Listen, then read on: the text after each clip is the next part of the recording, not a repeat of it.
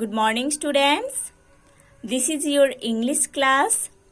Today in this class we are going to start chapter 8 in your English grammar book. So students, let's open page number 56 in your English grammar book. Now see on the top of the page. There is chapter 8. Chapter 8 is about the topic the correct use of verbs. Students, in this chapter, we are going to study in detail about the correct use of verbs.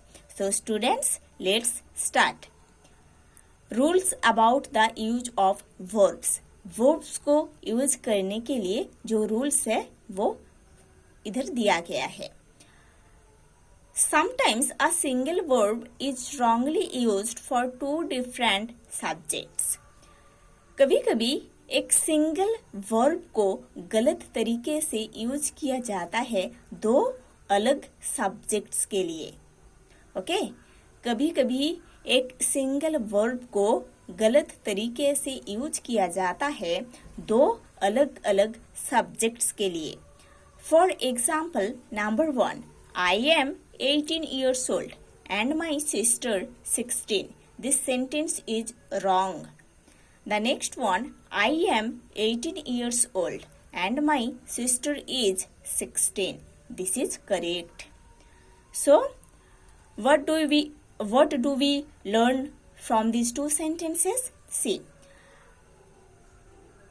देखो, इस sentence में दो subjects दिया गया है. एक है I, दूसरा है my sister, है ना.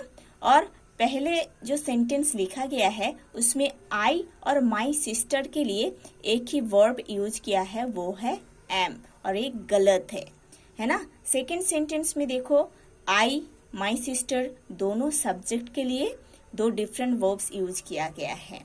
एक है am, दूसरा है is. This is correct. Number 2, example, she is buying flowers and her friends ribbons. This is wrong. The next one, she is buying flowers and her friends are buying ribbons. This is correct. Okay? देखो, ये दोनों sentence में जो पहला sentence है उधर पहला जो सब्जेक्ट है सी, उसके लिए एक हेल्पिंग वर्ब इज और एक मेन वर्ब बाइंग यूज किया गया है. बट जो सेकेंड या दूसरा सब्जेक्ट है हर फ्रेंड्स, उसके लिए किसी हेल्पिंग वर्ब या किसी मेन वर्ब यूज नहीं किया गया है, इसीलिए एक गलत है. सेकेंड सेंटेंस में देखो, सब्जेक्ट सी के लिए एक हेल्पिंग वर्ब इज, एक मेन वर्ब बाइंग यूज हुआ है, और दूसरा जो सब्जेक्ट है हर फ्रेंड्स, उसके लिए एक हेल्पिंग वर्ब आर और एक मेन वर्ब बाइंग यूज हुआ है, इसीलिए ये सेंटेंस करेक्ट है. We can mention the main verb only once with two auxiliaries if the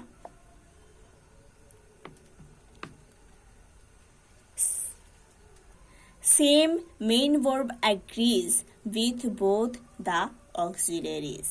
Okay?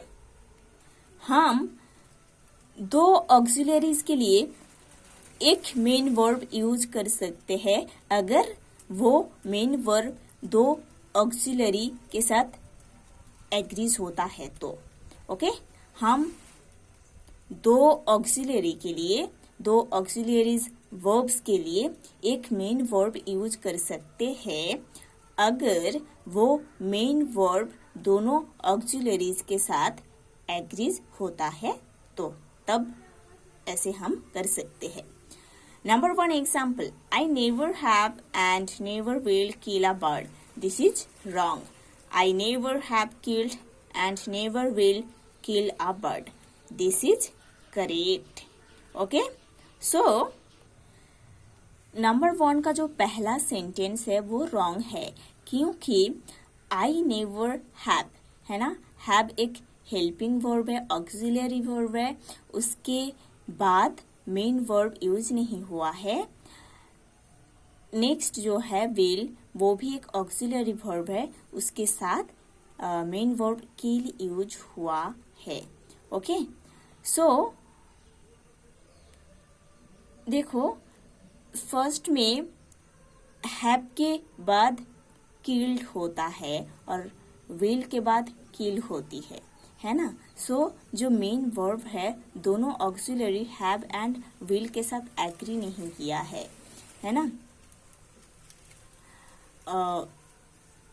और इधर जो मेन वर्ब है उसको मेंशन नहीं किया गया है ना। दोनों मेन वर्ब दोनों ऑक्सिलरी के साथ एग्री नहीं किया है और इधर हैव के बाद मेन वर्ब यूज भी नहीं किया गया है। जब दोनों ऑक्सिलरी के साथ मेन वर्ब एग्री करता है तब हम एक मेन वर्ब को लिख सकते हैं, बट इस सेंटेंस में दोनों ऑक्सिलरी हैव एंड विल ये दोनों के साथ जो मेन वर्ब किल ये एग्री नहीं किया है, इसीलिए हम इसके साथ भी मेन वर्ब यूज करना है जो कि सेकंड सेंटेंस में यूज किया गया है। I never have killed and never will kill a bird, है ना। दोनों मेन वर्ब डिफरेंट है, सो ये सही सेंटेंस है। Okay, like this number 2 number 3 are done also, you have to study. We can use auxiliary or helping verb only once for two different main verbs if the auxiliary is common for both the verbs. हम एक auxiliary verb और एक helping verb को दो main verb के लिए use कर सकते हैं अगर वो ऑक्सिलरी वर्ब दो मेन वर्ब्स के साथ कॉमन होता है तब। ओके, हम एक ऑक्सिलरी वर्ब और एक हेल्पिंग वर्ब को डिफरेंट मीन्स दो मेन वर्ब के साथ यूज कर सकते हैं अगर वो ऑक्सिलरी वर्ब और हेल्पिंग वर्ब वो दोनों मेन वर्ब के साथ कॉमन होता है तो। Number 1, 10 students have passed and 6 failed. This is correct. Equal to 10 students have passed and 6 have failed. Okay. 10 students have passed and 6 failed. इस सेंटेंस जो है वो करेक्ट है क्योंकि 10 स्टूडेंट्स के लिए जो ऑक्सिलरी वर्ब है वो है हैव और 6 के लिए भी ऑक्सिलरी वर्ब हैव है, इसीलिए 6 के बाद हैव नहीं यूज हुआ है, ये सही सेंटेंस है। Equal to 10 students have passed and 6 have failed, इसका मतलब है 6 फेल्ड मीन्स 6 हैव फेल्ड, है ना। 10 स्टूडेंट्स के बाद भी हेल्पिंग वर्ब हैव है और 6 के बाद भी हैव है, इसलिए इधर हैव मेंशन नहीं किया गया है, ये करेक्ट है। Number 2, 10 students have passed and 1 failed, है ना, एक गलत सेंटेंस है क्योंकि 10 स्टूडेंट्स के बाद हैव यूज होता है। 10 स्टूडेंट्स जो है वो प्लूरल सब्जेक्ट है, इसलिए उसके बाद ऑक्सिलरी हैव यूज हुआ है, बट 1 जो है वो सिंगुलर सब्जेक्ट है, उसके लिए हैज यूज होता है, हैव नहीं यूज होता है ना। इसीलिए इधर हैज मेंशन करना चाहिए था, इसीलिए एक गलत है। The next 10 students have passed and 1 has failed. This is correct क्योंकि 1 के बाद इधर has mention किया गया है। Okay, now see, a phrase that begins with the ing form of a verb is called the participle phrase. A sentence having such a phrase must also contain the noun or pronoun that it qualifies. The phrase should also agree with the noun or pronoun.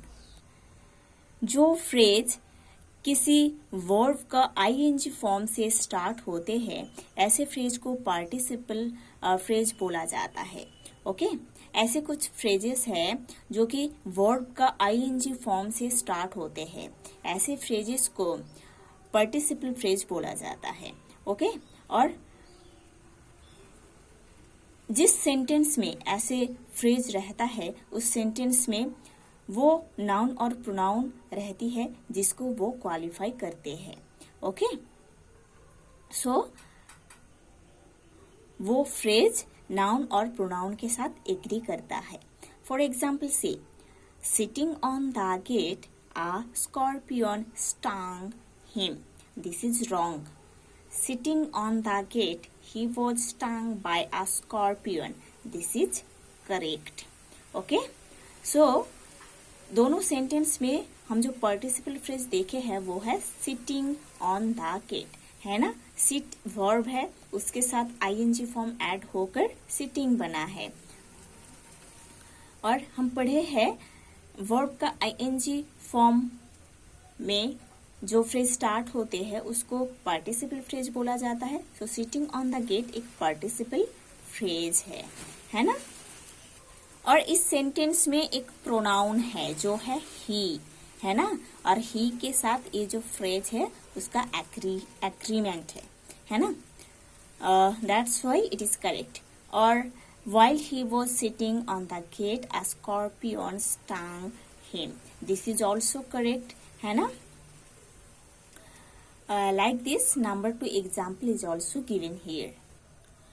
Students should be very careful about the use of present, past and past participle forms of following verbs.